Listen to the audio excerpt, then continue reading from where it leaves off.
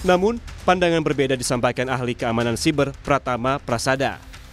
Dalam program Satu Meja Kompas TV, Pratama mengatakan sistem PDN masih rusak hingga saat ini. Menurutnya, sejumlah instansi yang dapat mengaktifkan kembali layanan mereka karena instansi itu memiliki backup data. Gitu, karena data yang saat ini ada di PDN sama sekali nggak bisa direcover, belum bisa direcover, nggak bisa dong, karena dia sudah tersandi, sudah terencrypt, jadi rusak sama sekali ini.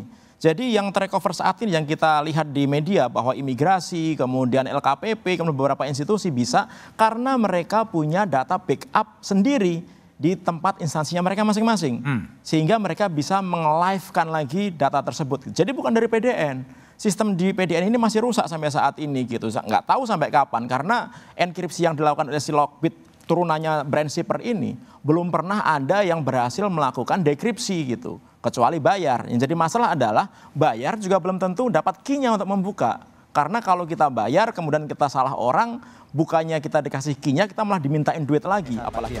Wakil Menteri Kominfo, Nezar Patria, menjadikan insiden gangguan serangan siber terhadap PDNS 2 sebagai pelajaran penting untuk memperkuat keamanan siber di Indonesia.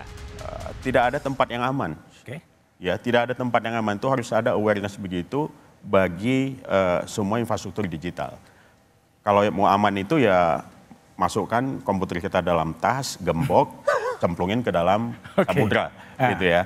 Nah, tapi nggak bisa kita pakai, buat apa, gitu ya. Tapi untuk bisa dipakai dan berjalan dengan baik, maka syarat-syarat dari sebuah transformasi digital itu harus kita penuhi semua, termasuk juga dengan dukungan infrastruktur untuk pengamanannya atau cyber security-nya. Dan kita tidak boleh mundur, kita harus maju terus karena ini terbukti ya di sejumlah negara transformasi digital ini bisa meningkatkan efisiensi yang cukup besar ya, mempermudah berbagai macam proses bisnis, layanan pemerintah dan sebagainya macamnya, dan dunia nggak mungkin kita tarik mundur.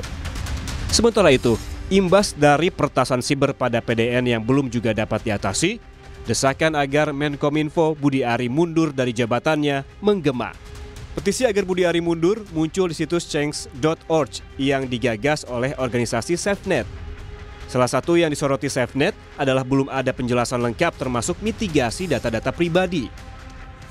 Saat ini, BSSN masih melakukan investigasi digital forensik untuk menelusuri asal-usul serangan pada PDNS 2. Hasil investigasi itu bakal ditelusuri bersama dengan tim Cybercrime Polri untuk bisa mendapatkan penanganan yang lebih tepat. Tim Liputan, Kompas TV.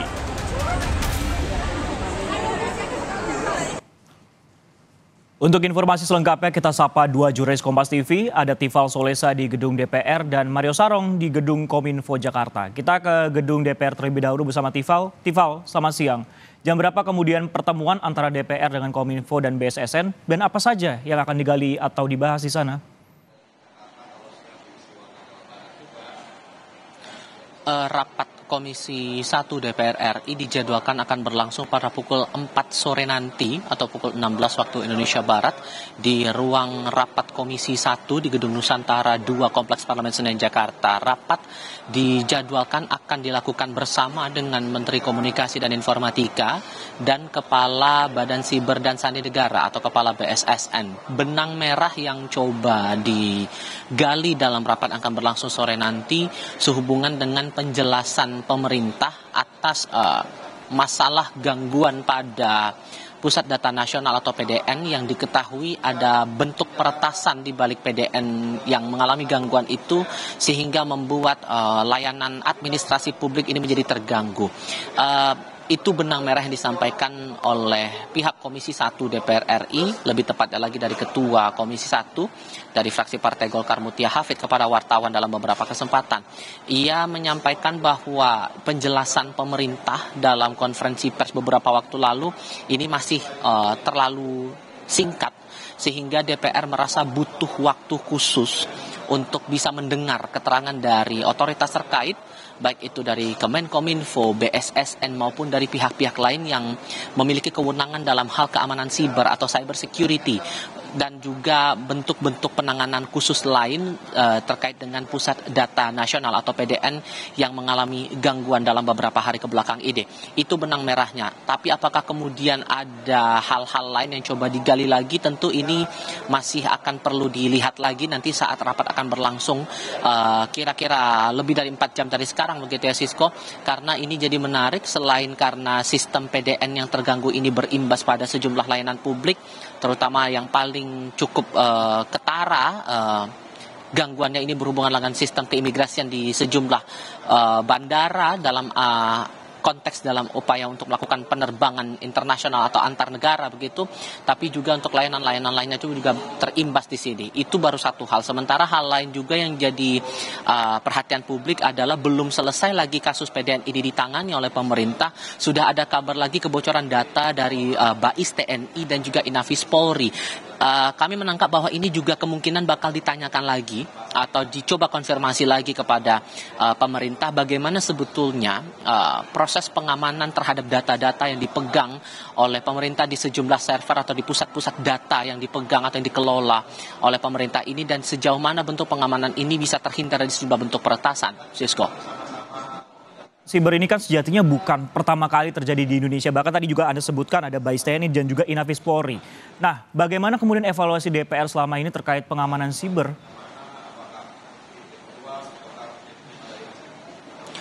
Sebetulnya kami sempat menanyakan itu kepada Mutia Hafid mewakili Komisi 1 DPR. Apa kira-kira evaluasi dan solusi yang sudah ditakar begitu sejauh ini oleh DPR, mengingat kasus-kasus semacam ini soal keamanan data ini tidak satu kali ini saja terjadi. Ia menyebut bahwa ada dua concern yang saya tangkap dari pernyataan Mutia waktu itu. Pertama, DPR untuk saat ini masih harus fokus mendengar penjelasan lengkap dari pemerintah bagaimana peretasan ini bisa terjadi, mengingat Pusat Data Nasional ini tidak hanya berhubungan langsung dengan layanan di pemerintahan pusat, tapi juga berkaitan juga dengan pemerintahan daerah. Terlebih ada aturan yang mewajibkan bagi pemerintahan daerah untuk melakukan pengumpulan data dengan basis datanya itu terkumpul di pemerintahan pusat juga. Nah, bagaimana kemudian bentuk pengamanan yang dilakukan, bagaimana proses peretasan ini bisa terjadi, imbasnya apakah sebatas pada yang termuat dalam pemberitaan belakangan ini di keimigrasian, layanan pembuatan sertifikat halal dan beberapa urusan administrasi publik lain, tapi apakah ada kemungkinan juga berpotensi untuk layanan publik lain ikut terdampak. Hal-hal inilah yang coba digali nanti dalam pertemuan sore nanti, barulah kemudian akan dicari solusinya secara bersama-sama. Itu poin pertama. Kemudian poin yang kedua berhubungan dengan saling menyalahkan antara satu kementerian lembaga dengan kementerian lembaga lain berkaitan dengan kasus ini. Mutia menyampaikan bahwa sekarang waktunya semua pihak untuk duduk bersama, mencari sama-sama jalan keluarnya, jangan saling menyalahkan satu pihak dengan pihak yang lain, karena ini adalah hal yang dipandang krusial, karena data ini menjadi penting untuk tidak hanya layanan publik tapi juga aspek-aspek lain dalam kehidupan bernegara. Terlebih juga dalam kesempatan terpisah, Mutia sempat menyampaikan bahwa ada dugaan malfungsi dari yang membuat akhirnya serangan ini bisa terjadi, plus ketidakcakapan pengelola cyber security kita, sehingga dalam waktu dekat akan dipanggil Kominfo. Nah, itu yang disampaikan Mutia dalam kesempatan terpisah berhubungan langsung dengan serangan ransomware terhadap Pusat Data Nasional ini. Inilah yang akan menarik untuk dicermati dan baru akan berlangsung pada pukul 16 waktu Indonesia Barat nanti, Sisko. Baik, dari gedung DPR kita akan menuju ke Kementerian Kominfo, Jakarta dengan jurnalis Kompas TV Mario Sarong. Mario, selamat siang. Hari ini DPR dan BSSN akan dipanggil ke DPR untuk klarifikasi. Apa saja kemudian yang mau digali pada hari ini, Mario?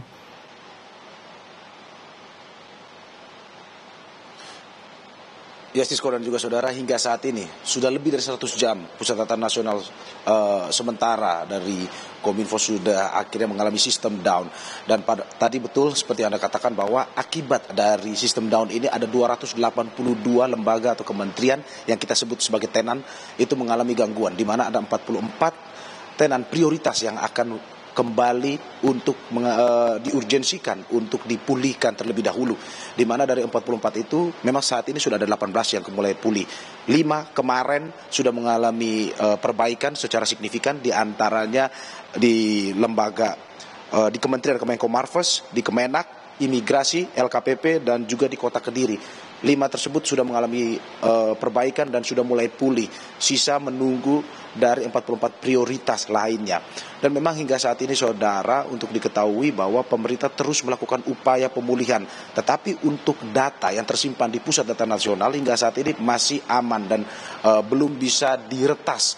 Sehingga pemerintah masih terus melakukan perbaikan recovery untuk pada akhirnya bisa digunakan kembali Pusat Data Nasional ini. Hingga saat ini dari Kominfo sendiri saudara, tempat saya berdiri di sini memang sudah melakukan konferensi pers di mana Kominfo Budi Ari, menterinya, mengatakan bahwa tidak akan membayar sejumlah uang yang diminta oleh sang peretas sebanyak 8 juta dolar US.